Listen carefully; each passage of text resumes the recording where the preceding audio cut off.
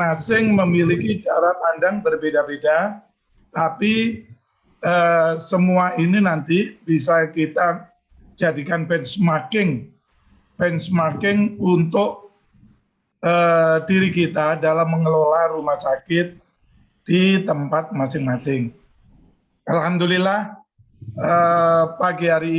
siang hari ini kita nanti akan berdiskusi berkaitan dengan bagaimana mengelola ekspektasi pemangku kepentingan. Nah, ini nanti kita. Jadi nanti akan saya dahului dengan beberapa isu yang berkaitan dengan pemangku kepentingan, di mana kita tahu pada saat-saat seperti sekarang ini dunia industri kesehatan, menurut saya bukan hanya kesehatan, tapi ini juga dirasakan oleh industri kesehatan, ada turbulensi yang sangat luar biasa. Ini semua dipicu oleh pandemi. Rasanya pandemi ini adalah sesuatu yang menarik untuk selalu dibicarakan. Bukan hanya klaimnya yang menarik untuk dibicarakan, tapi dampak sosial, dampak ekonomi ini selalu dibicarakan dan dikupas di berbagai media. Mulai dari para elit politik, elit bisnis, sampai pada saudara-saudara kita yang memang tidak biasanya membicarakan masalah ekonomi, masalah politik. Ya, itu udah mulai bicara pandemi dan sebagainya, seolah-olah seperti komentator-komentator yang memang sering mereka lihat, sering mereka dengar di YouTube maupun di televisi. Sekarang banyak di YouTube. Nah, itulah sekarang itu dampaknya adalah perubahan-perubahan yang bermakna, yang menyebabkan kita, saya yakin Bapak Ibu juga menyadari, memahami ini, kita tidak tahu 3 tahun yang akan datang itu industri kesehatan kita bagaimana. Kalau kita berbicara ini 10 tahun yang lalu, bahkan kita bisa meramal 5 tahun ke depan itu bagaimana kita bisa meramal. Kita bisa tahu. Tapi untuk saat ini kita tidak tahu. Ada rumah sakit yang dulunya tingkat hunian, tingkat kunjungan dari peserta, dari masyarakat tinggi, tiba-tiba sekarang kok tidak. Nah, coba kita lihat bagaimana tsunami, bagaimana pergerakan ketika BPJS dari tidak ada, kemudian membernya BPJS langsung membengkak. Itu banyak rumah sakit yang cukup kaget. Nah, cukup kaget, tiba-tiba masyarakat yang dulu bersedia bayar dan masuk di rumah sakit Bapak dan Ibu atau rumah sakit saudara-saudara kita yang lain, tiba-tiba tidak ada yang hadir, nurun drastis. Nah, itulah kemudian kok bisa demikian. Oh, penyebabnya orang tahu. Oh, BPJS. Akhirnya kita bisa beradaptasi. Tapi tahun lalu ada COVID tiba-tiba. Tiba-tiba kunjungan, orang itu suka berkunjung rawat jalan dan seterusnya di rumah sakit. Ternyata tiba-tiba kemudian mereka tidak berkunjung. Mereka menjaga jarak. Mereka takut ke rumah sakit, takut ke rawat jalan. Nah, ini yang terjadi. Nah, setelah itu apa yang terjadi? Kita nggak tahu kapan selesainya COVID. Hari ini memang turun. Semuanya kasusnya turun dan sebagainya. Dan semakin menurun, tapi kita tidak bisa meramal bulan depan bagaimana. Nah, bulan depan kita tidak bisa meramal bagaimana. Masyarakat sekarang untuk ke rumah sakit banyak yang takut, baik rawat jalan maupun rawat inap dengan pandemi COVID ini. Nah, tapi kemarin saya mendengar juga ternyata di Rumah Sakit Cipto, ada yang di sini ya, Rumah Sakit Cipto sekarang katanya non-COVID sudah meningkat.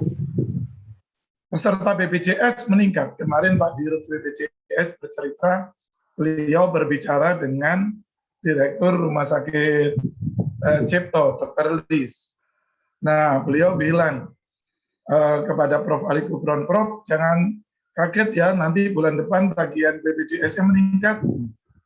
Nah, ini satu fenomena. Apa itu bertahan nanti sampai 1 bulan? Tidak tahu. Dampak pasca COVID pun perubahan perilaku juga mulai nampak. Yaitu tadi masyarakat sekarang mulai sangat familiar terhadap IT. Belanja melalui IT.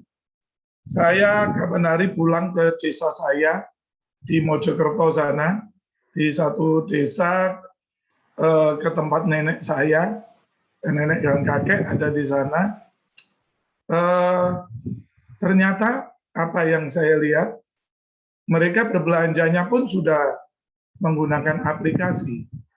Saya tanya, kalau belanja kesehatan masih belum, karena mereka belum tahu ada aplikasi-aplikasi.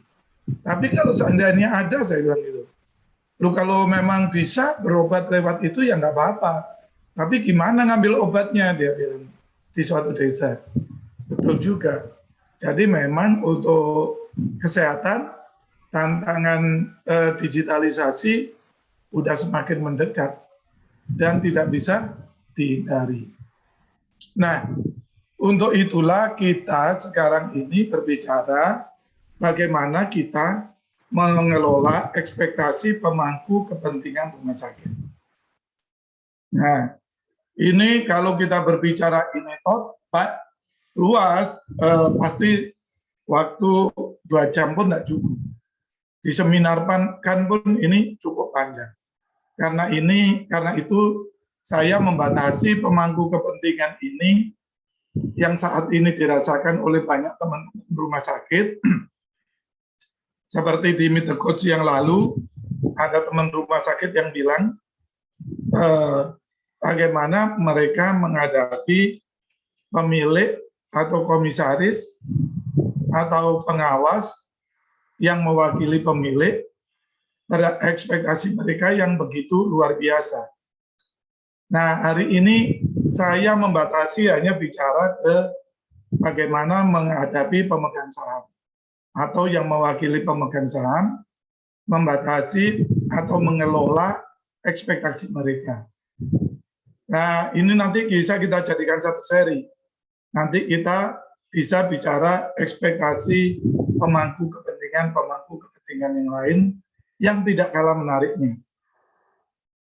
Nah, pemangku kepentingan sendiri, Bapak Ibu pasti sudah sangat paham pengertiannya, yaitu itu bisa individu atau sekelompok masyarakat, itu adalah bisa menjadi pemangku kepentingan yang dapat saling mempengaruhi atau dipengaruhi untuk mencapai tujuan tertentu. Itulah pemangku kepentingan.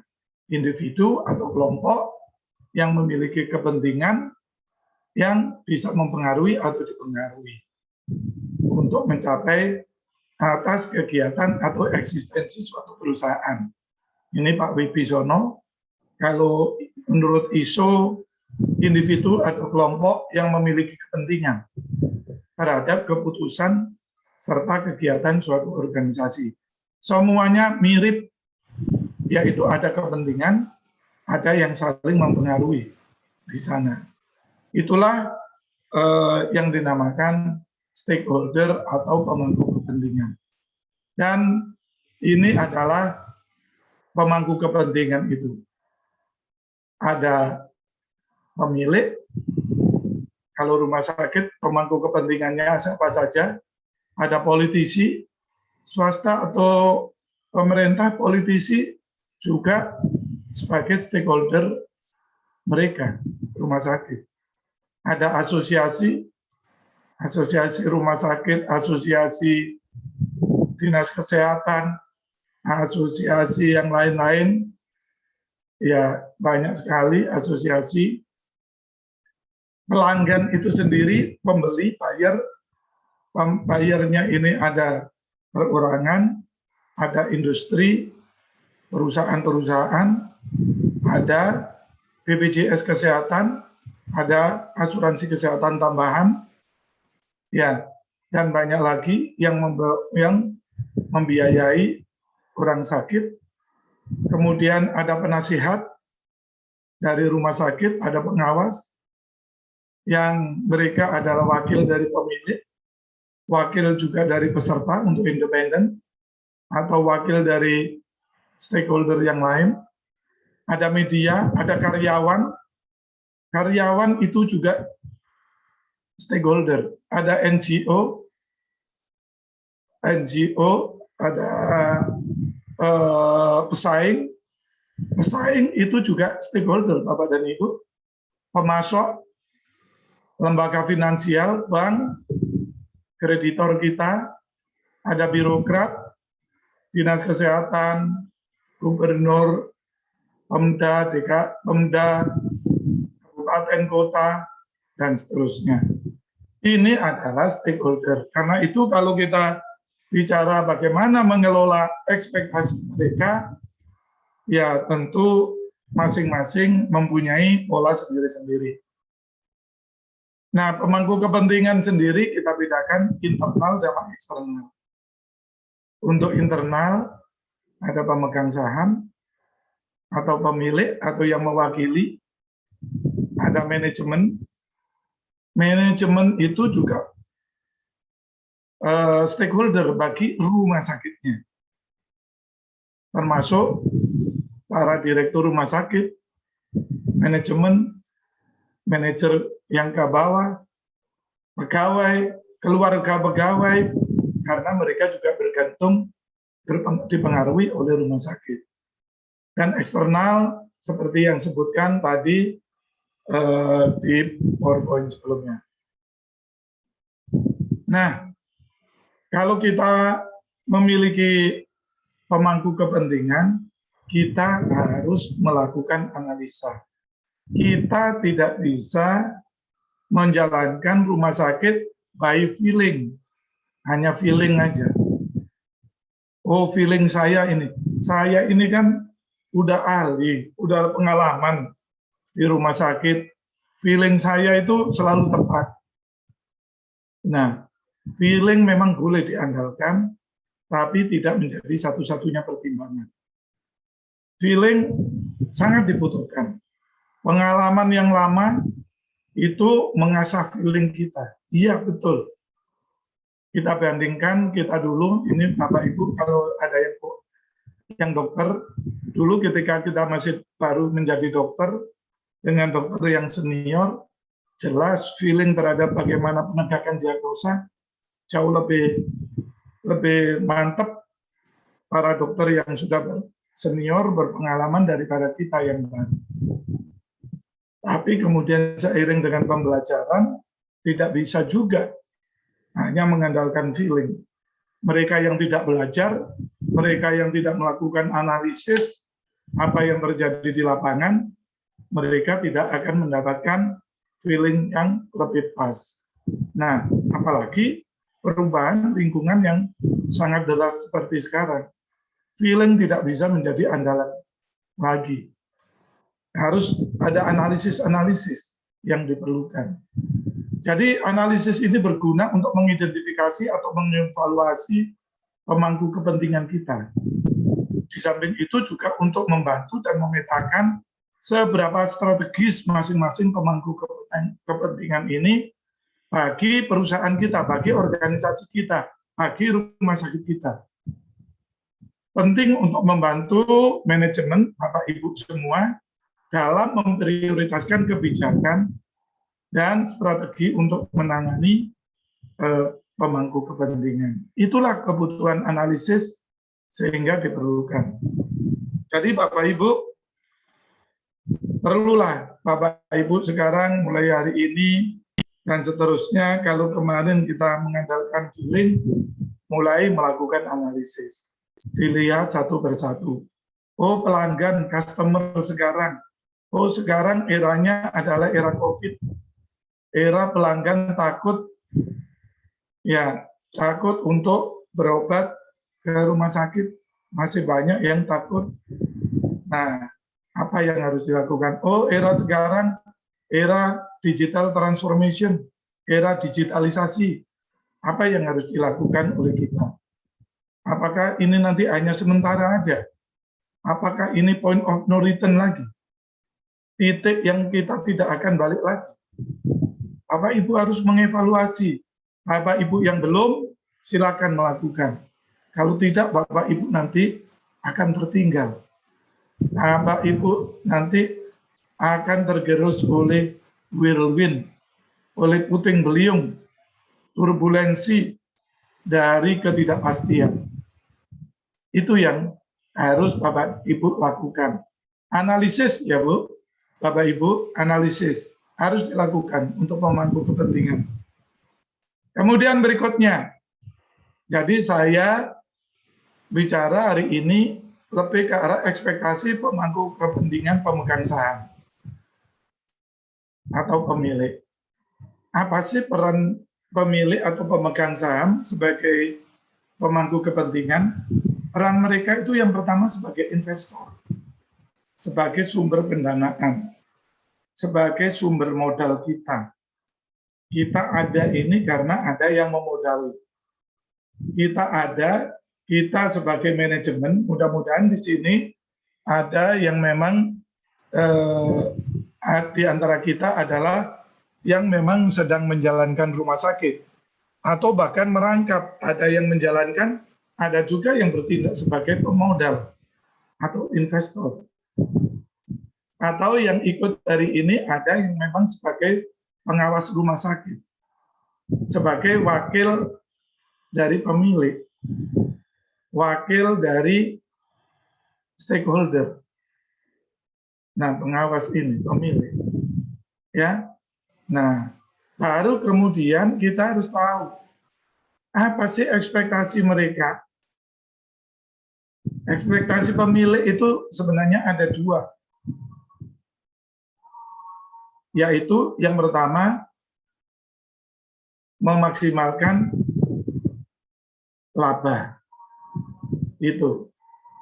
Mereka-mereka itu akan tenang kalau labanya itu besar. Nah, Bapak Ibu, saya Dr. Edi mungkin pernah bercerita di Dr. Edi Hansa di acara yang sama di klub ini. Jadi beliau untuk meyakinkan mengelola ekspektasinya adalah menanyakan kepada pemegang sahamnya. Pemegang saham di mana mayoritas pemegang sahamnya adalah para dokter. Ada 30-an kalau nggak salah. Para dokter yang memiliki rumah sakit. Ya, beliau menyampaikan, apa sih harapan Bapak Ibu dokter yang spesialis-spesialis ini terhadap rumah sakit Anissa? Laba, oke. Kalau laba, berapa targetnya? 100 juta, 100 miliar. Oke, 100 miliar, saya sanggupi. Itu Dr. Edi Hansa. Tapi, Bapak Ibu, pemilik, investor, jangan ikut-ikut ya dalam mengelola. Nanti saya yang penting bagi Bapak Ibu adalah saya akan menghasilkan laba 100 miliar. Nah, itu yang diberikan Dr. Edi. Dan itu dikerjakan. Bapak Ibu ketika praktek di rumah sakit saya, di rumah sakit Bapak Ibu memang pemilik. Tapi Bapak Ibu saat itu adalah pekerja di rumah sakit. Bapak Ibu bekerja ikuti aturan rumah sakit. Nah, itu sangat governance, sangat clear governance-nya. Ketika dia sebagai pemegang saham, laba yang diharapkan, tapi ketika sebagai dokter, beliau adalah sebagai pekerja di rumah sakit itu. Aturannya ikut di rumah sakit itu. Nah, ini namanya mengelola ekspektasi. Ya. Nah, jadi itu yang mereka inginkan. Mereka ingin nanti ada laba, labanya bisa dibagi. Yang kedua, dana yang ditanam atas dalam bentuk saham, atau kalau yayasan mungkin juga bisa. Kalau bentuk yayasan sebenarnya ini pemiliknya adalah yayasan dan seterusnya, sebenarnya bisa aja perorangan juga sama. Ya, inginnya adalah laba yang maksimal. Yang kedua, dana yang ditanamkan itu berkembang. Artinya begini, berkembang itu. Kalau dulu dia menanam untuk membangun rumah sakit itu misalkan 100 miliar, nah sekarang kalau seandainya dijual bisa laku 300 miliar. Itu namanya berkembang. Nah, itulah yang diharapkan oleh pemegang saham, yaitu dividen dan capital gain. Nah, kemudian kepentingan mereka apa? Kepentingan mereka adalah kinerja operasi dan keuangan organisasi atau rumah sakit maksimal. Nah, itulah yang mereka inginkan. Karena itu, sebagai pemilik, sebagai pemegang saham, kalau ingin maksimal, bilang kepada mereka, biarkan kami berkembang, kami akan melaporkan. Kalau laporan kami nggak benar, tidak sesuai target, tidak maksimal, Bapak Ibu tegur saya. Jangan Bapak Ibu ikut campur, menegur anak buah saya, menegur tim saya. Nanti tim saya, anak buah saya bingung. Ini pimpinannya mana? Bisa nggak kita mengelola pemegang saham seperti itu? Itulah yang governance. Bapak dan Ibu, hak pemegang saham, kalau kita berbicara di dalam regulasi, pemegang saham itu menurut undang-undang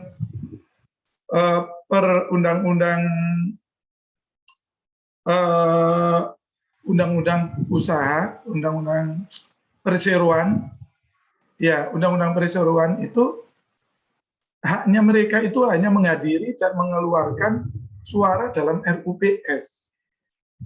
Ini yang juga harus diingatkan mereka. Sebenarnya hak mereka itu ada di RUPS sebagai pemilik atau pemegang saham. Itu hak suaranya. Jadi di rapat umum pemegang saham, tidak di mana-mana. Nah, mereka di sana, dan itu pun diatur. Yang dibicarakan diatur. Nah, itu. Menerima pembayaran dividen. Itu hak beliau. Hak pemegang saham. Dan menerima sisa kekayaan bila dilikuidasi. Jadi bila dibubarkan, sisa kekayaannya ini baru dibagikan kepada pemegang saham. Yaitu, itulah modalnya kalau ditanam 100, kemudian seandainya itu dilikuidasi atau dijual, jadi berapa? Itulah. Itu regulasi yang mengatakan itu. Dan menjalankan hak lainnya berdasarkan undang-undang. Mengangkat direksi dan sebagainya. Ada hak-hak di sana. Ya, itu hak mereka. Bukan mencampuri operasional. Bukan eksekusi. Jadi Bapak Ibu pemilik, kalau ada yang ada di sini, Bapak Ibu kalau memang sudah ikhlas hanya sebagai pemilik, ya sudah, cari manajemen yang Bapak Ibu bisa percaya, berikan kepercayaan 100%, Bapak Ibu awasi, Bapak Ibu bisa menjadi dewan pengawas rumah sakit, atau Bapak Ibu bisa menunjuk orang yang memang kapabel menjadi dewan pengawas rumah sakit, mewakili Bapak Ibu. Kalau Bapak Ibu sebagai pemilik, itu yang sangat kami anjurkan. Nah, dengan kepercayaan Bapak Ibu 100%, Bapak Ibu sebagai pengawas, maka eksekutif akan bekerja dengan maksimal. Mereka tidak akan lari, karena Bapak Ibu juga mengawasi dan Bapak Ibu membuat rule of the game. Apa rule of the game-nya? Di dalam Undang-Undang Perseroan harus Bapak Ibu punya apa yang namanya board manual. Saya tanya sekarang, rumah sakit yang berbentuk PT sudah punya board manual enggak? Kalau sudah punya, siapa yang membuat? Apakah direktur atau pemilik atau kesepakatan? Nah, ini penting sekali yang sudah berbentuk PT. Bahkan di yayasan atau yang perorangan, kalau memang pemilik tidak terjun di pengurusan, harusnya dibikin juga. Disitulah letaknya mengendalikan eksekutif dalam menjalankan rumah sakit. Di dalam board manual itu diatur. Sehingga kita yakini mereka tidak lari dari board manual itu. Kalau lari, bisa kena sanksi, perdata maupun pidana. Sehingga manajemen rumah sakit tidak gampang mengingkari janji. Ada perdata, ada pidana yang ada di dalamnya.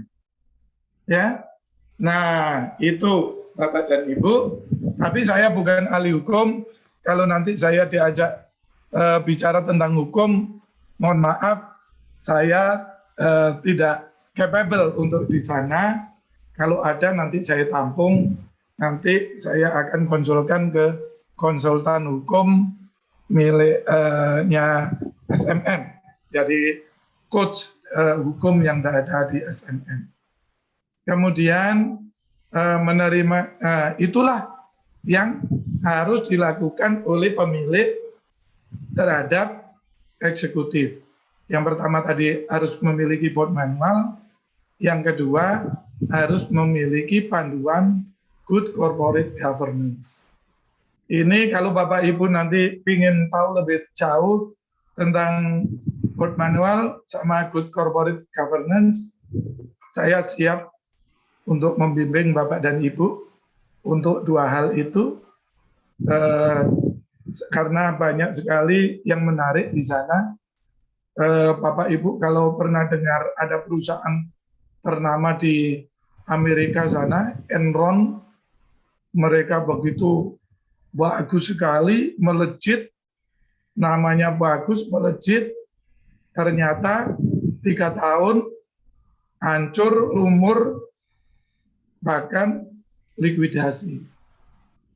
Akhirnya dibubarkan, bangkrut karena tidak governance. Hati-hati Bapak Ibu sebagai pemilik, Bapak Ibu harus memiliki panduan governance. Karena ini penting sekali. Jangan sampai kelihatannya bagus, laporan keuangan bagus, semuanya bagus, tapi tidak governance, hancur. Tiba-tiba hancur, tidak liquid, hancur. Nah, ini saya mengingatkan kepada Bapak Ibu, rumah sakit Bapak Ibu, terutama Bapak Ibu yang memang membangun rumah sakit itu dari klinik, BKIA, dan sebagainya. Jangan dihancurkan hanya gara-gara Bapak Ibu bisnisnya sudah mulai besar. Bapak Ibu harus mengikuti tata kelola perusahaan-perusahaan atau rumah sakit yang lebih profesional. Nah, ini Bapak Ibu karakteristik dari pemegang saham. Karakteristik pemegang saham itu ada 4. Yang pertama, pemegang saham itu ada pemegang saham yang high influence. Pengaruhnya besar sekali. Sangat berpengaruh, mempunyai karisma yang sangat berpengaruh. Nah, high influence. Tapi mereka low interest. Karena mungkin punya banyak bisnis, interestnya sedikit, ketertarikan ke detail dalam bisnis rumah sakit misalkan sedikit.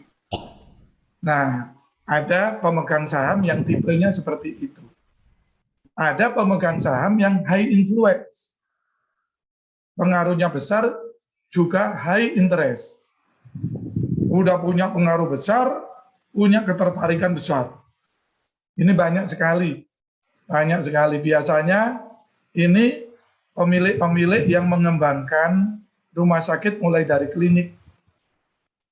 Mulai dari kecil, ibu bidan, mulai dari Pak Dokter Umum, Pak Mantri, kemudian uang dikumpulkan, jadi rumah sakit.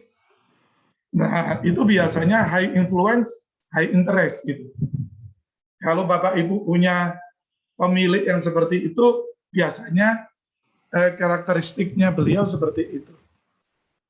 Kemudian berikutnya low influence, low interest. Nah, biasanya mereka memang orang yang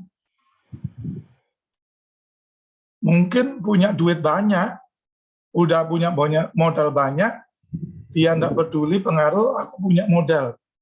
Saya tanam ke rumah sakit, karena dia tidak tahu bisnis rumah sakit, dia mempercayai seseorang.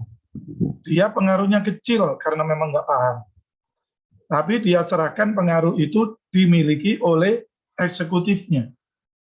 Low influence, low interest. Dia juga punya banyak bisnis, sehingga mereka tidak tertarik untuk paham lebih detail tentang rumah sakit. Dan ada yang low influence, tapi high interest. Ada orang yang punya duit, kemudian bisnis rumah sakit, ya ini banyak juga.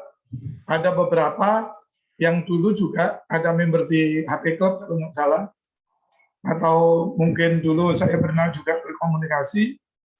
Mereka ya bukan berasal dari orang kesehatan, punya duit, tapi kemudian tertarik dengan bisnis rumah sakit, sampai ikut dalam, paham betul tentang rumah sakit. Nah, ada ini. Nah, kalau mereka itu sifatnya dibedakan kayak begini. Mereka yang high influence, low interest itu dinamakan laten, tersembunyi, ya, terpendam. Nah, yaitu mereka memiliki kepentingan pengaruh besar dalam rumah sakit, tapi tidak memiliki ketertarikan. Ini bagaimana cara menghandle-nya, Bapak Ibu? Jadi disinilah bagaimana mengelola. Jangan nanti Bapak Ibu, ini gimana ya, Dok? Kami rumah sakit, kami manajemen sudah memberikan sekian, pemegang saham saya kok tidak mau tahu. Tahun depan harus naik, tahun ini harus tambah, misalkan. Nah, kita harus tahu tipe pemegang saham kita bagaimana karakteristiknya. Itu juga cara kita mendekati, mengelola mereka. Kalau tipenya promotor, yaitu memiliki kepentingan dan pengaruh besar, dan memiliki ketertarikan, yaitu high influence dan high interest. Nah, kita cara pendekatannya juga berbeda. Kalau low influence, low interest, itu apatis. Ya udah, kalau dilapori, oh iya silakan kerjakan, oh iya terima kasih, bagus. Nah, ada bos yang seperti itu. Itu bos yang apatis terhadap bisnisnya itu. Bapak Ibu diberi kepercayaan penuh. Ada yang low influence, high interest. Itu mereka adalah yang defender. Ya, defender.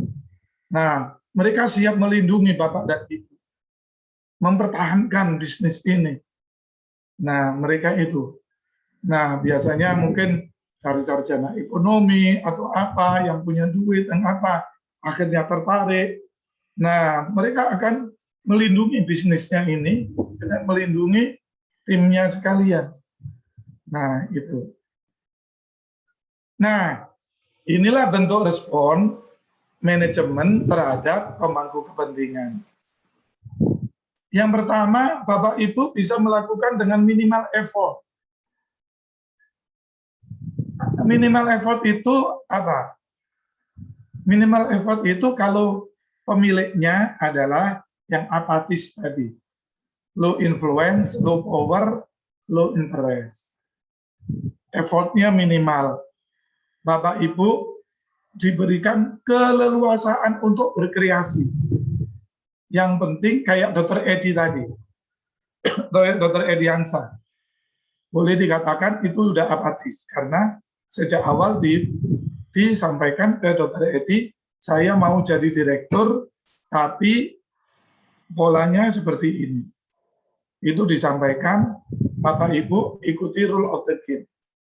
Karena yang memiliki 30, suara mereka tidak ada yang mayoritas, akhirnya mereka boleh dalam tanda kutip apatis. Bagi mereka yang penting adalah labanya sama nilai jual rumah sakitnya. Itu. Ya. Itu. Kalau sudah dapat bos yang seperti ini, punya pemodal yang seperti ini, Bapak Ibu mempunyai keleluasaan dalam membesarkan rumah sakit. Nah, gimana strateginya untuk itu? Maksimalkan ketika ada di forum RUPS. Bapak Ibu harus prima di forum RUPS. Jadikan forum itu adalah forum yang tanpa cacat. Karena disitulah letaknya Bapak Ibu menampilkan Bapak Ibu.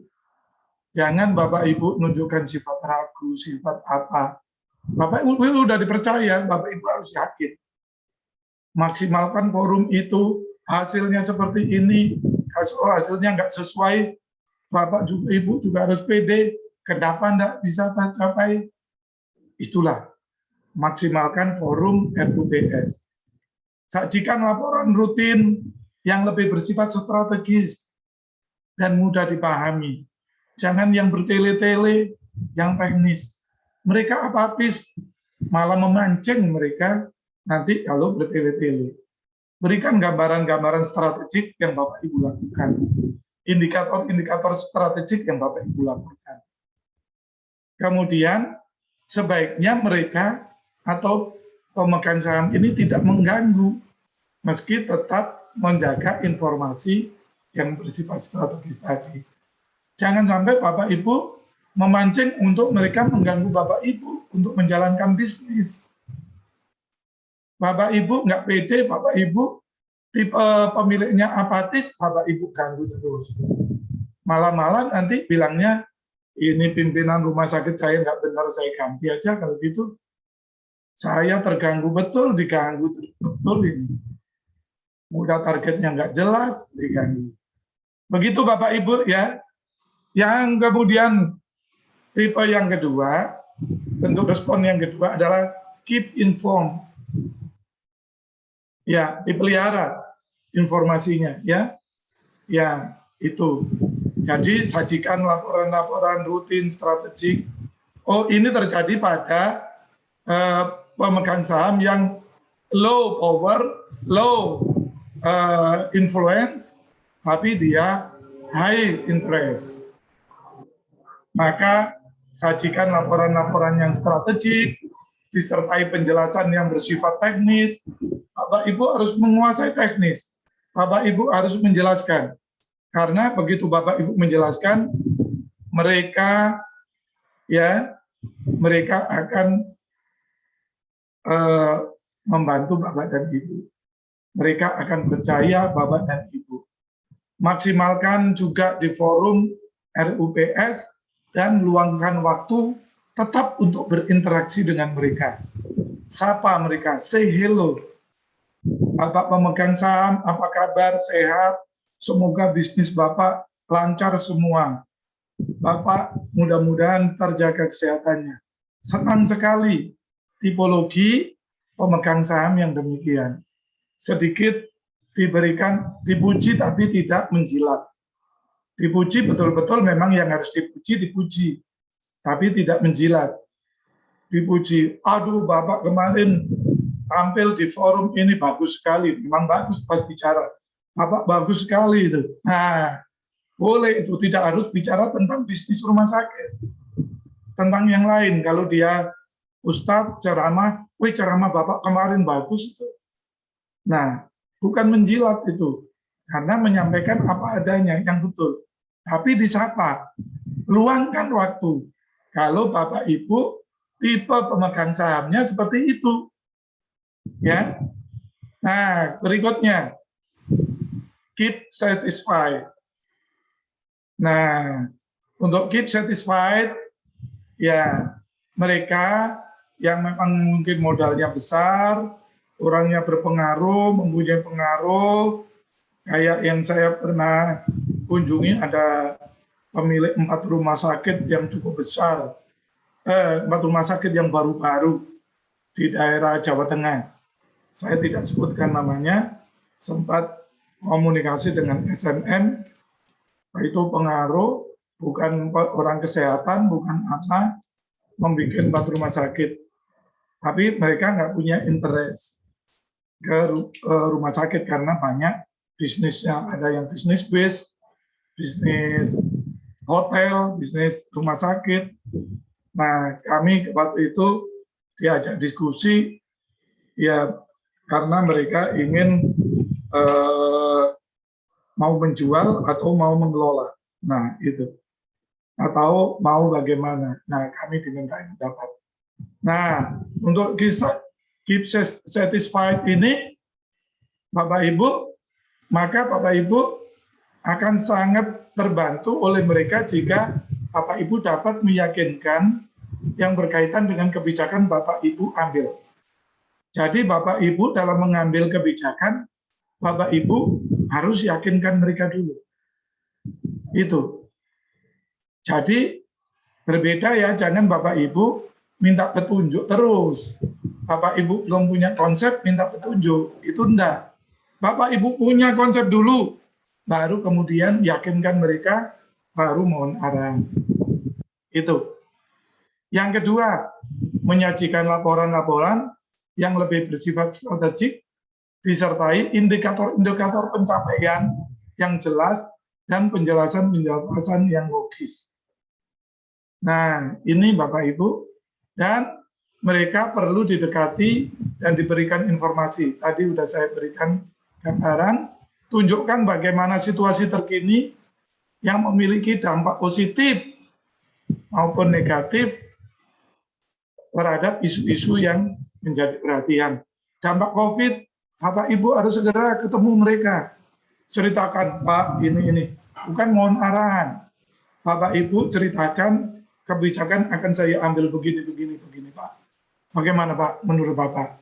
Karena ini dampaknya gini. Itu yang Bapak lakukan. Itu yang Ibu lakukan. Itu untuk tipe keep satisfied. Nah, bagi yang key player, banyak mungkin dari Bapak Ibu bekerja untuk para key players. Sajikan laporan-laporan strategik, teknis, dan teknis, disertai pencapaian dan penjelasan detailnya secara logis. Jadi mereka memang juga tertarik teknis. Jadi laporan Ibu pasti harus lebih tebal. Bapak Ibu kalau hanya bawa 2-3 lembar, bisa dibilang Bapak Ibu nggak kerja ini masa laporan gitu aja. Karena dia sangat suka detail, sangat suka teknis, dia sangat paham. Jadi Bapak Ibu jangan pernah membuat laporan yang butir-butir aja, dikira main-main Bapak Ibu ketemu mereka. Ya, ini banyak ini. Nah, itu kemudian forum RUPS dikelola dengan baik. Nah, bukanlah forum yang menjadi Bapak Ibu tampil dengan bagus, tapi di sana jangan sampai ada dispute di sana. Diskusi dilakukan sebelum RUPS, para RUPS dituntaskan. Karena ketika kita di RUPS, beliau sangat paham detail, wah bisa berlarut-larut RUPS-nya, bisa ada keputusan yang tidak menguntungkan bagi Bapak dan Ibu. Nah, itu Bapak dan Ibu. Kemudian perlakukan mereka dengan respect yang sangat tinggi. dengan hormat, ya karena mereka pemegang modal, ya dengan hormat, ya, dan untuk mendapatkan dukungan dari beliau. Dan libatkan selalu dalam pengambilan keputusan, tadi sudah saya bilang. Tapi tidak dalam rangka kita mohon arahan, mohon petunjuk, ya. Semuanya minta mereka yang memutuskan. Tapi Bapak sudah punya draft keputusan untuk mendapat persetujuan. Ya, berikutnya manfaatkan pemegang saham karena akan mendapatkan lebih banyak gagasan dan pengembangan dalam implementasi program. Jangan dijauhi pemilik dijauhi, gimana bisa? Apalagi pemiliknya yang agak licik. Licik itu penakut, bukan licik ya cheating ya, agak penakut gitu ya, malah ditakut-takutin. Bukan licik cheating ya, licik penakut, bahasa Jawa licik yang penakut gitu. Agak penakut. Ditakut-takuti aja bos, apa pemiliknya. Jangan gitu, rugi itu nanti. Itu akan bumerang bagi kita. Memberi gambaran yang lebih jelas tentang konteks komunitas, potensi kesulitan, aset yang ada, memanfaatkan sense of ownership dari pemilik. Nah, itu Bapak Ibu bisa menggunakan. Menjadikannya lebih fair bagi semua, meminimalisir penolakan terhadap program, dan seterusnya yang tadi sudah saya sampaikan. Upaya yang dibutuhkan, Bapak Ibu, bagaimana Bapak Ibu kalau masih kesulitan? Ya, menurut saya Bapak Ibu memang perlu juga untuk melihat diri kita, termasuk diri saya, yang konsultan, teman-teman yang konsultan lain, selalu melihat diri sendiri untuk meningkatkan kemampuan, kompetensinya di dalam melakukan komunikasi efektif. Nah, Bapak Ibu juga harus meningkatkan itu. Sudahkah kita memiliki kemampuan komunikasi efektif? Kita akan memiliki kemampuan kerjasama efektif? Bagaimana komunikasi efektif itu? Bagaimana kerjasama efektif itu? Ada enggak benchmarking? Ada enggak yang bisa diamati, bisa ditiru, yang bisa dimodifikasi? Kebijakan dari regulasi Bapak Ibu juga harus paham. Bapak Ibu lah yang harus mengintrodusir, membuat road manual maupun good corporate governance guideline. Bapak Ibu yang mendorong sebagai pengurus rumah sakit supaya clear apa tanggung jawab dan wewenangnya.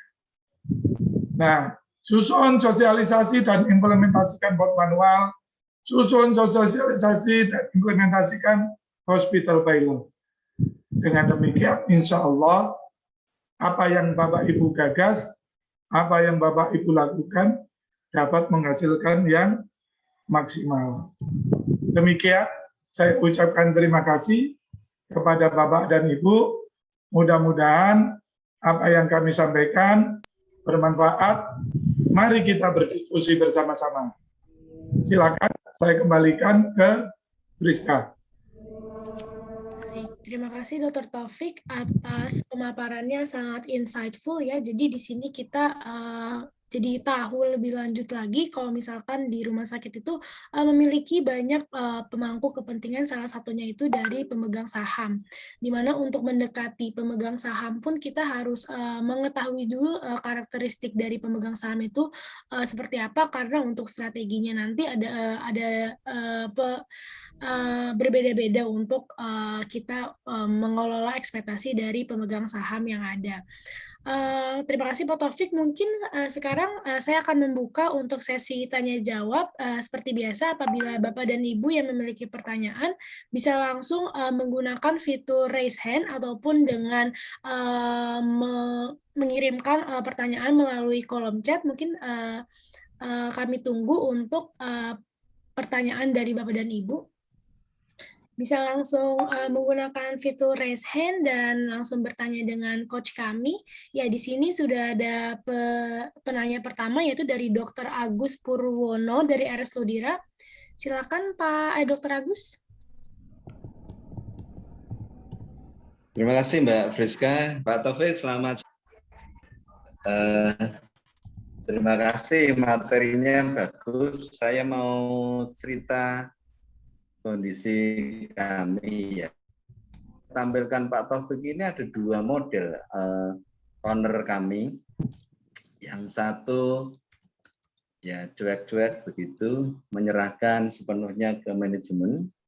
Yang satu antara cuek dan aktif karena beliau yang merintis rumah sakit sejak awalnya. Tetapi ada satu bukan pemilik tetapi menjadi direktur operasional di PT yang sangat aktif masuk ke operasional rumah sakit. Nah, ini rodok kacau Pak. Ini yang saya mohon saran, ada 3 tipikal yang selama ini saya amati bagaimana kami mensiasati 3 tipikal ini Pak Taufik. Itu aja, matur nuwun. Makasih. Matur nuwun, Dr. Agus, Mas Agus, sahabat saya. Waduh, apa kabar, sehat nih Mas? Sehat, alhamdulillah sehat. Ketemu di sini nih, ada lama nggak ketemu. Kapan kita bisa makan sate bareng ini? Oke, Dr. Agus, terima kasih. Jadi memang Dr. Agus, kita memang terkadang memiliki bos lebih dari satu, karakteristiknya juga memiliki karakteristik masing-masing. Nah, karakteristik masing-masing. Sebenarnya kalau kita bergerak di dalam suatu bisnis, dalam suatu suatu activity lah, activity apapun. Nah, ketika kita berhadapan dengan mereka, maka yang pertama adalah yang kita lakukan, Mas, dari 2 atau 3 atau lebih, kira-kira mereka di antara mereka, mana mereka yang paling dominan. Nah, itu. Jadi di antara pemegang saham, kalau itu pemilik, itu pemegang saham, yang pertama kita lihat adalah siapa pemegang saham mayoritasnya. Artinya, mereka inilah yang selalu mendrive untuk keputusan-keputusan. Nah, itu. Kalau tidak ada pemegang saham mayoritas, ketika dikumpulkan, nah, itu berarti nanti ada 2 orang, misalkan kalau kayak Dr. Edi itu 30 rumah sakit, kalau itu siapa dikumpulkan itu nanti yang menjadi mayoritas, misalkan. Kalau semua itu tidak ada, nah, baru dilihat di antara pemegang saham atau pemilik itu, persiapan TPQ anak. Ya, di antara pemilik itu siapa yang dianut, siapa yang pendapatnya itu selalu diaminkan oleh sebagian besar dari pemilik. Nah, kalau 2, Mas Agus, kira-kira siapa kira-kira yang paling dianut? Nah, itu kita coba kita pegang. Tapi memang dua-duanya juga kita pegang. Tapi dua-duanya harus kita pikir siapa.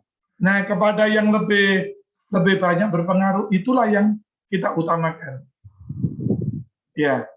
Nah, kalau mereka sifatnya adalah sifat yang termasuk yang apatis, tadi itu, apatis itu ya karena banyak bisnisnya, dia juga tidak ada ketertarikan, tidak ada ini, ya kita harus memegang yang kedua itu, Mas.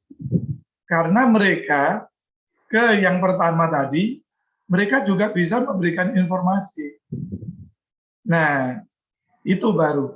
Kalau mereka ada di zona, di karakteristik yang sama, baru kita milih yang sangat berpengaruh. Nah, itu. Baru kemudian kita meyakinkan. Nah, meyakinkan seperti yang tadi itu yang saya buat. Kalau mereka punya pengaruh yang besar, bahkan mereka adalah key player, ya jadi key player, jadi di samping jadi pemegang saham, juga jadi pengelola, ya kalau menghadapi seperti itu, ya Mas Agus tentu ya itu tadi yang saya sampaikan. Mas Agus punya ide harus ada rekomendasi dari mereka. Nah, kalau itu tidak mampu ditembus, ya Mas Agus baru mencoba ke yang apatis tadi. Nah, itu. Nah, untuk sekarang adalah bagaimana Mas Agus meyakinkan. Nah, meyakinkan untuk tipe-tipe yang bagaimana nanti itu dicoba dipedomani, ya yaitu Mas Agus harus tahu detail. Contohnya ketika Pak Agus bersama pemimpin yang sangat detail dan sangat pengaruh kuat, ya Mas Agus harus berani tampil penjelasan-penjelasan yang sangat detail dan yang sangat disukai oleh mereka. Ya, itu KPI itu. Kalau enggak bagaimana? Ya memang butuh konsultan. Yaitu butuh teman, butuh benchmark, diajak apa. Itu adalah upaya untuk meyakinkan. Ya.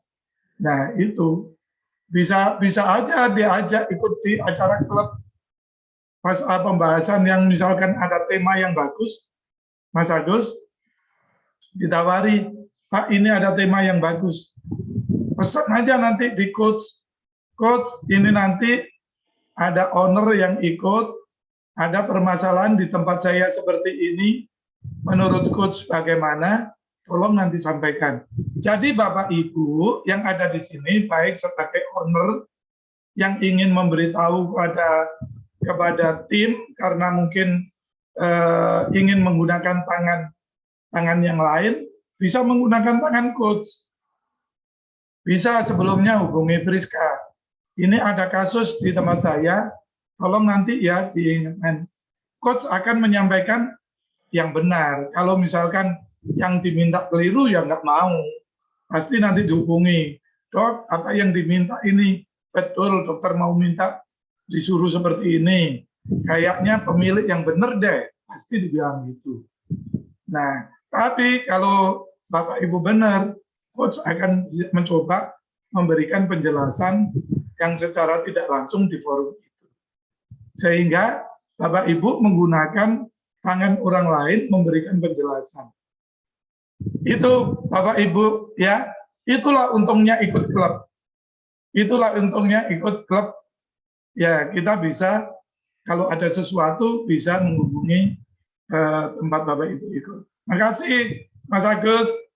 Sukses nih Mas. Terima kasih Pak Taufik. Baik, terima kasih Dr. Agus atas pertanyaannya. Apakah sudah jelas ya, Dok?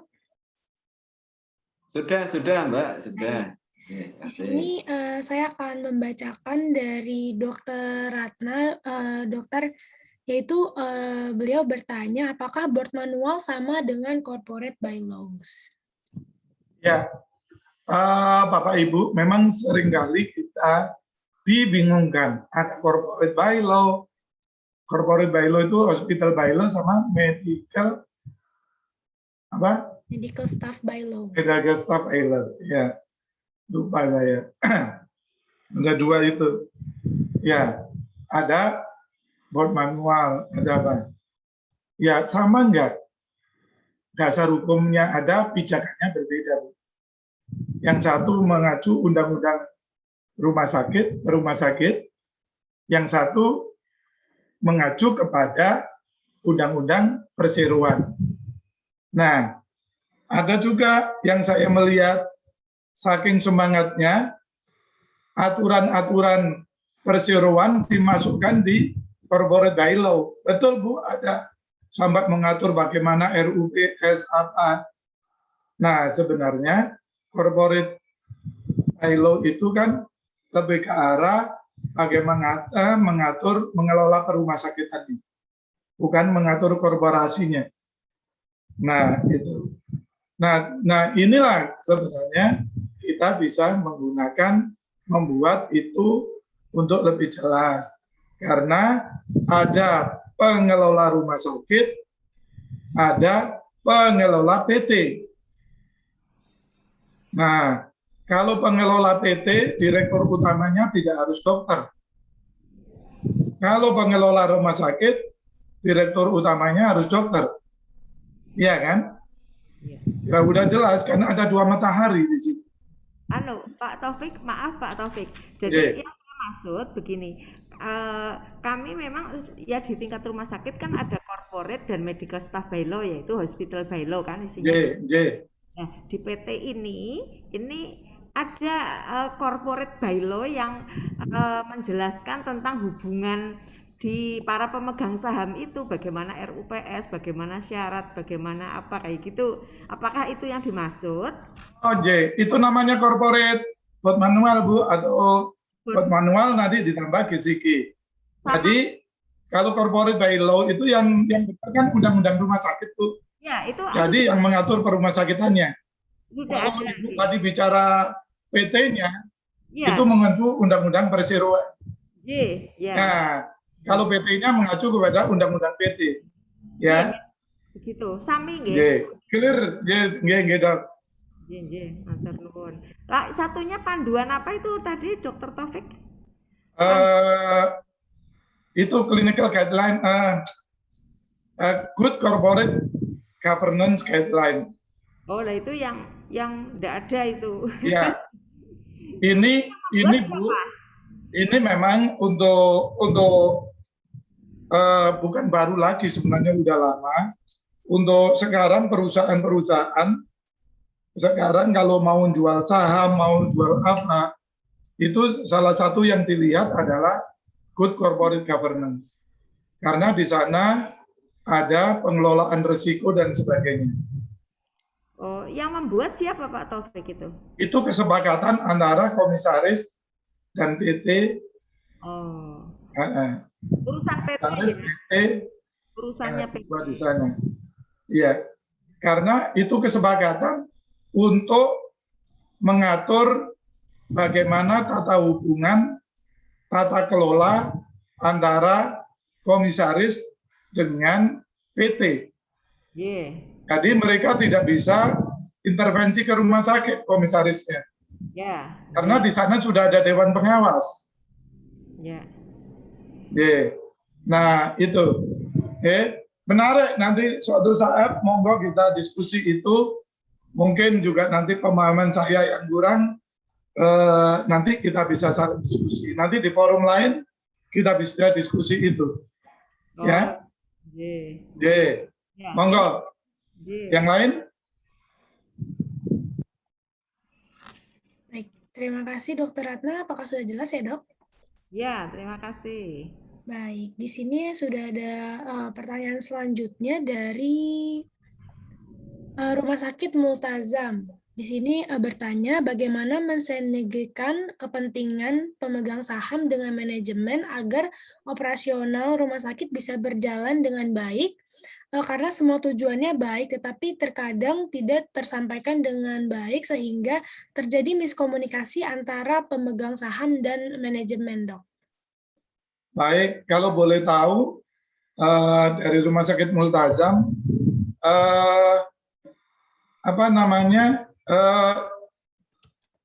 rumah sakitnya berbentuk apa? Rumah sakit ini miliknya PT atau miliknya yayasan atau milik perorangan, usaha perorangan? Milik PT. Iya, maaf sangat kecil suaranya. Milik PT ya? Iya, Dok. Oh iya, terima kasih.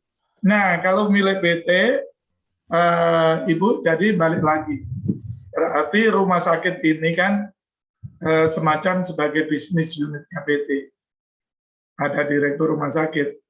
Nah, balik Ibu, yang pertama, yang penting adalah harus ada tata kelola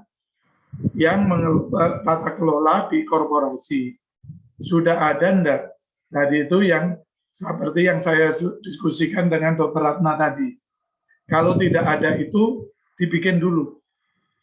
Lebih baik dibikin dulu, diajak dulu, diusulkan, dibikin, ya sehingga nanti PT nanti arahnya kemana. Nah, di situ rumah sakitnya nanti arahnya kemana. Nah, di sanalah nanti kalau sudah ada tata kelola, tata hubungan, nanti Ibu akan mendapatkan mendapatkan rambu-rambu dalam mengelola itu. Nah, baru nanti Bapak Ibu akan tahu, Ibu tahu, oh pemiliknya adalah yang ada di PT, itu tipologinya, tadi itu karakteristiknya. Kira-kira ciri dari pemilik rumah sakit tempat Ibu bekerja itu, cirinya di mana? Apakah apatis? Atau ada di key player? Atau ada di apa tadi? Hampir semua ada, Dok. Ya, Hampir semua ada di laten atau di promoter. hampir semua ada, Dok. Masing-masing. Hampir semua ada. Berapa pemiliknya, Bu? Ada 7. Ada 7 ya. Ada 7. Jadi yang perlu petakan Ibu. Jadi senang sekali nih. Suatu saat, ayo saya siap membantu itu, Bu. Kita mapping dulu pemiliknya. Dari 7 itu kita mapping mana berapa orang yang masuk apatis, berapa orang yang masuk laten, berapa orang yang masuk defender, dan berapa orang yang masuk promoter.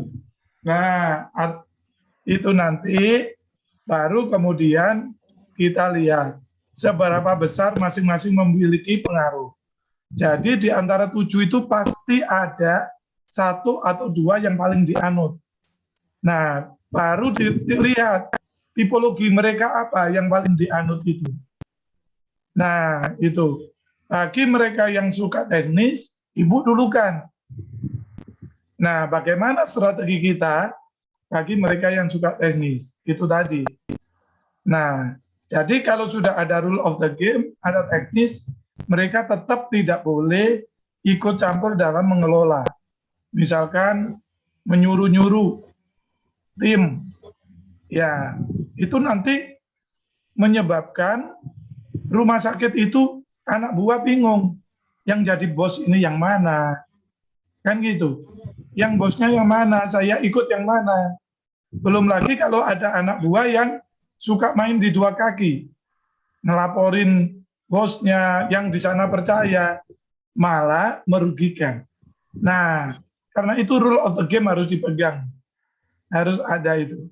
Jadi saya sangat menyarankan Rumah Sakit Multazam bikin aturan-aturan kebijakan itu tadi, bikin good corporate governance guidelines, code manual, corporate bylaw, hospital bylaw, medical staff bylaw, itu semua dipenuhi, disosialisasi, ya, dan tidak.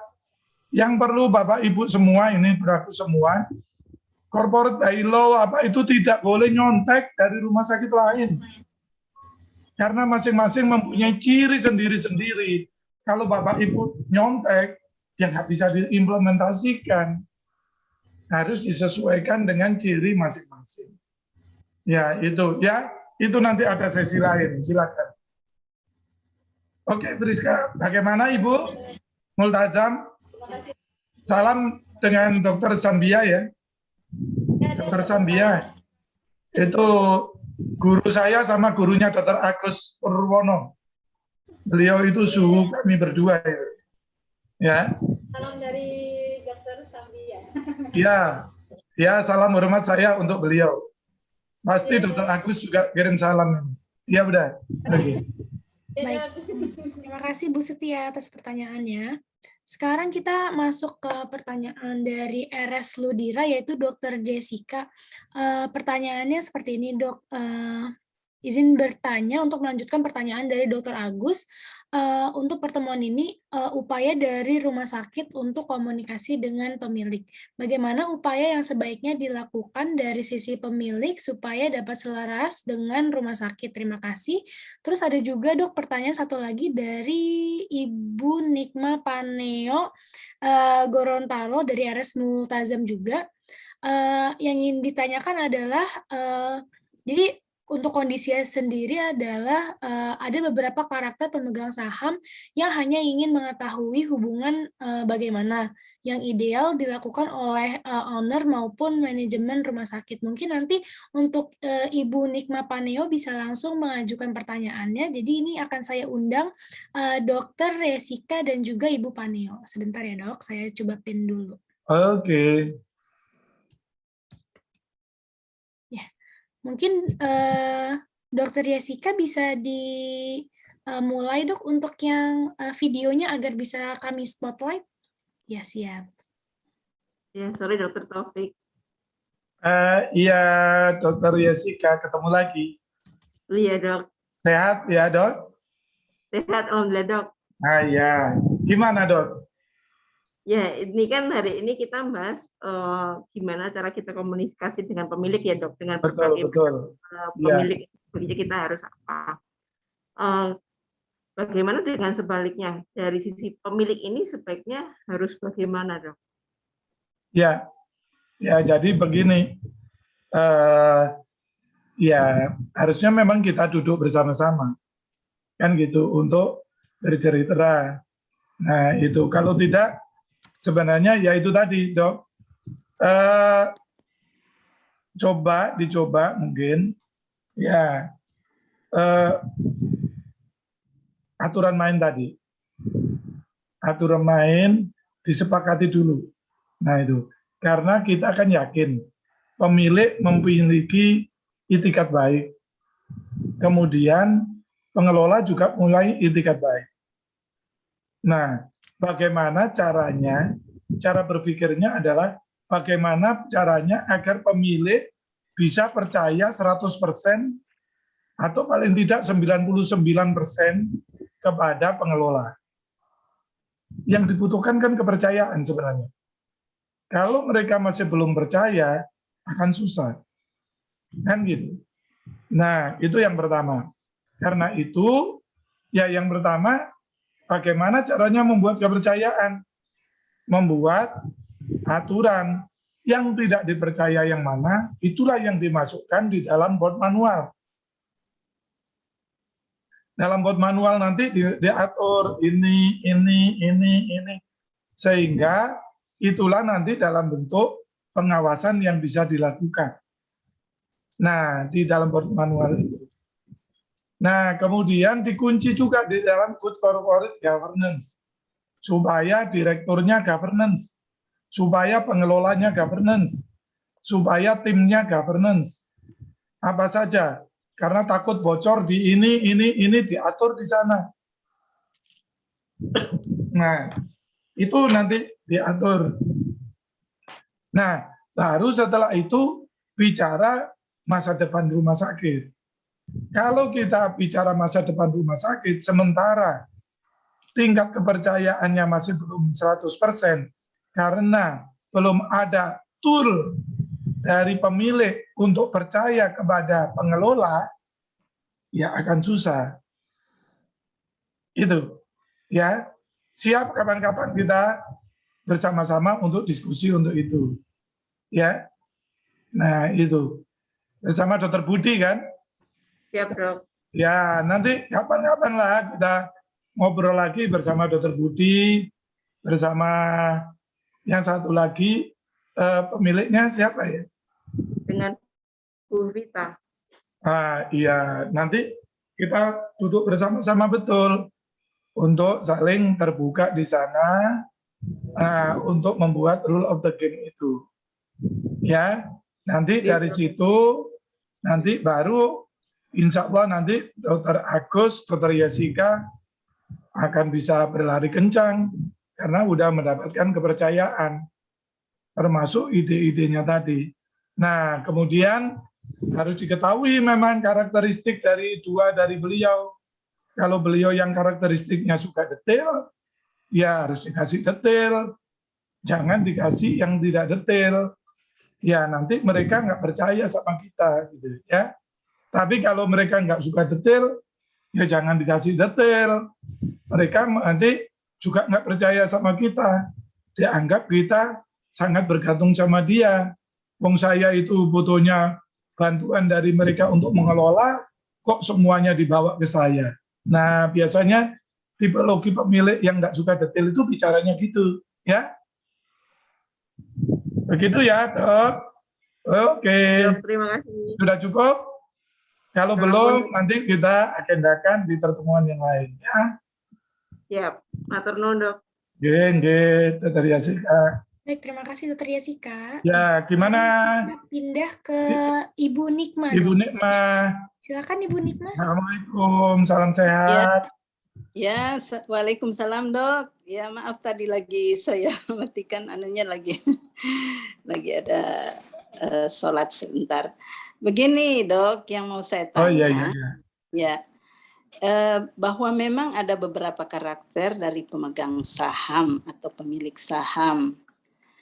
Cuma yang saya ingin tahu hubungan yang bagaimana yang ideal dilakukan baik oleh owner maupun manajemen rumah sakit.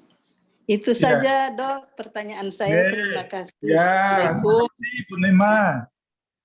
Ya, jadi Bu Nema, ya, jadi yang ideal yaitu adalah kita memang yang pertama tahu karakteristiknya mereka tadi itu. Kalau kita tidak tahu karakteristik agak susah karena itu tak kenal maka tak sayang. Ketika kita jumpa pasangan kita, pasti kita juga tahu karakteristik pasangan kita. Akankah saya menikah sama pasangan kita? Kan gitu. Akankah ini nanti bisa berlangsung lama? Kalau karakteristiknya seperti itu, sementara saya seperti ini, kan gitu. Ya, karena itu kita harus tahu karakteristik. Dari 7 tadi kita tahu, setelah tahu baru di mapping lagi. Yang kedua adalah mana di antara 7 itu yang paling dominan. Nah itu. Jadi nanti kita bisa membuka semacam bagan-bagan gitu. Nah dari sana baru kita tahu, oh yang paling dominan. Apa karakteristiknya? Kok ternyata yang paling dominan itu adalah yang apatis. Itu enak Bu. Karena Ibu bisa nanti bersandar kepada mereka yang dominan itu. Ibu sampaikan informasi-informasi strategik tidak kalah dengan yang disampaikan informasi oleh pemegang saham lain kepada beliau. Sehingga kalau ada sesuatu, beliaulah yang membantu menjawab kepada pemegang saham yang lain. Jadi memang harus ada yang dikuasai, yaitu yang paling berpengaruh. Nah, yang ketiga, memang rule of the game. Sudah ada enggak yang saya sebut tadi? Manualnya sudah ada enggak yang disusun bersama? Ada enggak? Good governance, good corporate governance guideline-nya. Nah, itu yang harus kita buat. Sehingga rumah sakit akan tenang dalam mengelola rumah sakit. Rumah sakit nanti akan memberdomani dengan timnya corporate by law, hospital by law, sama medical staff by law. Itu harus dipegang juga. Nah, itu. Jadi ke bawah Ibu menggunakan pedoman itu, yang ke atas pedoman yang saya sebut tadi. Kalau ada pedoman, udah jelas, enak. Kalau ada yang berlebihan, kembalikan ke pedoman. Boleh enggak Bapak melakukan ini kalau menurut pedoman yang kita sepakati? Oh, enggak boleh. Mereka akan tergiring oleh kesepakatan kita. Sehingga itu tidak akan masuk ke wilayah manajemen. Begitu ya Bu Nikma ya? Ada yang kira-kira masih ditanyakan? Untuk misalkan nanti detail Bu, ayo kita diskusi detail, kita gali betul apa-apanya, bahkan nanti sampai menyusun aturan itu. Ya. Iya, siap Dok. Insya Allah Yuk. Dok. Terima kasih. Sama-sama. Ya. Assalamualaikum. Ya. Waalaikumsalam warahmatullahi wabarakatuh. Saya kembalikan ke Friska. Ya, terima kasih Bu Nikma dan Dr. Taufik. Mungkin ini sudah tidak ada lagi untuk penanyanya ya. Ini waktu juga sudah menunjukkan pukul 15.30. Mungkin sekarang saya akan meminta bantuan dari panitia untuk bisa menampilkan survei yang sudah dibuat. Dan saya minta kesediaan dan keluangan waktu dari Bapak dan Ibu member Hospital Planner Club untuk bisa mengisikan survei yang sudah ada di layar laptop atau HP dari Bapak dan Ibu sekalian. Ya mungkin panitia bisa ditampilkan untuk pollingnya.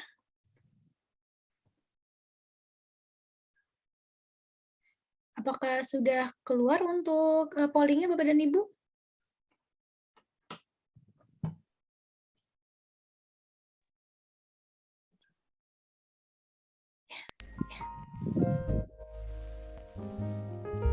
Pollingnya sudah keluar belum ya Bapak dan Ibu sekalian? Sudah Friska. Oh, sudah ya, siap. Ya, mohon untuk keluangan waktu Bapak dan Ibu untuk dapat mengisikan polling yang ada beberapa pertanyaan. Untuk waktu pengisiannya 5 menit dari sekarang akan selesai di pukul 3.36.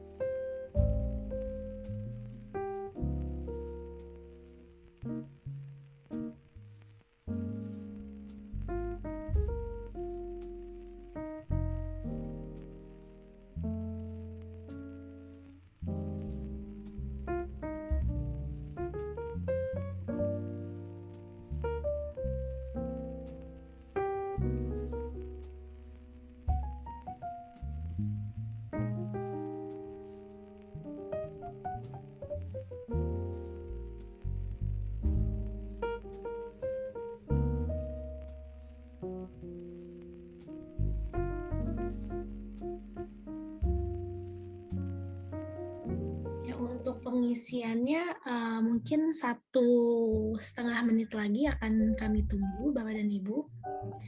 Sekali lagi kami ingatkan, kami mohon untuk dapat mengisi survei yang telah ada di layar laptop masing-masing member ataupun dari layar handphone. Terima kasih.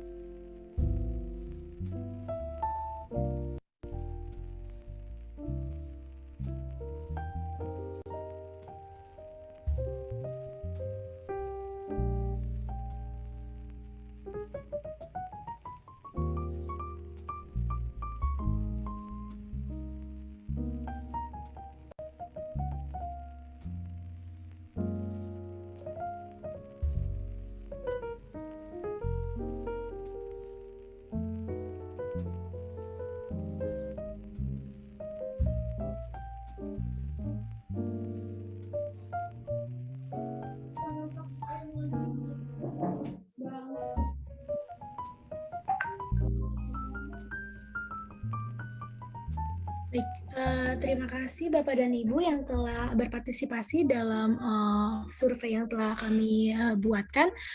Berikutnya saya juga izin menginfokan bahwa besok di SMM akan ada acara SMM Talk yang ke-13 terkait tata hubungan dan komunikasi pemilik manajemen rumah sakit dalam membangun bisnis. Di sini akan menjadi pembicara itu yang pertama ada Dr. Triova Elsie Armita sebagai Vice President Operasional PT Pertamina Bina Medica IHC tahun 2017 sampai 2018 dan juga sebagai ahli K3 Manajemen Resiko SMM.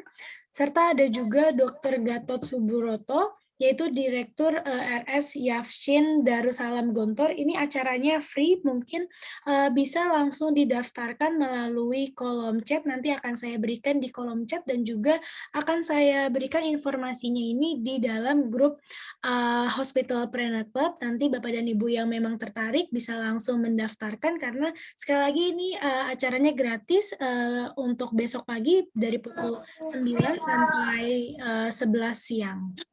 Untuk linknya sudah saya kirimkan di kolom chat. Selanjutnya adalah untuk sesi foto bersama. Mungkin Bapak dan Ibu yang masih belum dinyalakan videonya bisa dinyalakan agar kita bisa ada foto sesi untuk dokumentasi. Di sini akan dibantu oleh teman saya, rekan saya yaitu Fatin. Silakan Fatin. Selamat sore Bapak Ibu, saya Fatin akan memandu sesi foto bersama. Mohon kesediaannya untuk dibuka kameranya. Oke, kita mulai di lembar 1 ya. 1, 2, 3. Baik, tahan sebentar.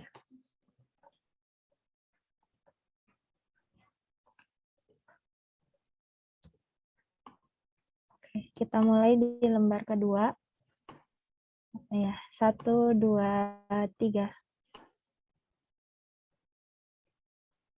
Oke, sudah selesai. Terima kasih Bapak dan Ibu. Baik, terima kasih Fatin. Dan saya juga ingin berterima kasih sekali lagi kepada Dr. Taufik yang telah mengisi acara Meeting the Coaches pada siang hari ini dan juga atas partisipasi aktif dari Bapak dan Ibu yang sudah mengikuti dari awal kegiatan MTC ini hingga akhir MTC yang sudah dilakukan sore hari ini. Dan juga kami ingatkan bahwa sesi MTC menuju 2022 ini akan berlangsung hingga akhir Desember. Pastinya nantinya di bulan depan masih ada sesi MTC lainnya. Mohon ditunggu untuk jadwalnya, akan kami segera kirimkan di grup Hospitalpreneur Club, dan juga akan ada kegiatan yang terbaru yang waktu itu sudah pernah dilaksanakan juga, yaitu berbagi bersama member. Nanti akan kami meminta bantuan Bapak dan Ibu sebagai salah satu dari narasumbernya, jadi nanti akan diundi untuk siapa yang akan jadi pembicaranya. Selanjutnya saya ingin berterima kasih kepada Bapak dan Ibu yang telah berpartisipasi, dan karena waktu juga sudah pukul 15.40, jadi saya cukupkan untuk sesi kegiatan Meeting the Coaches pada siang hari ini. Kurang lebihnya mohon maaf. Wassalamualaikum warahmatullahi wabarakatuh. Ya, terima kasih Bapak dan Ibu.